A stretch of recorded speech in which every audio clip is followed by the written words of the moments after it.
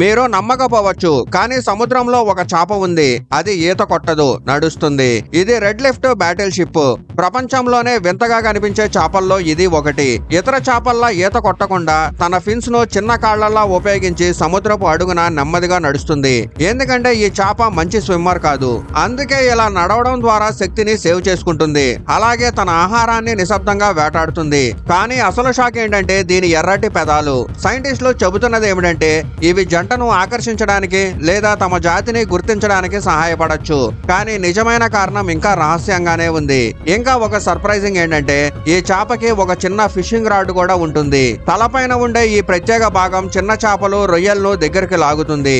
అవి దగ్గరకు రాగానే ఒక్కసారిగా పట్టేస్తుంది. ఇది గలాపాగోస్ దీవుల దగ్గర ఉంటుంది. ఇంకా సుమారు 20 సెంటీమీటర్ల వరకు పెరుగుతుంది. ప్రకృతి ఎంత అద్భుతంగా ఉందో కదా. మీరు ఈ చేపను దగ్గరగా చూస్తే భయపడతారా? కామెంట్ లో చెప్పండి.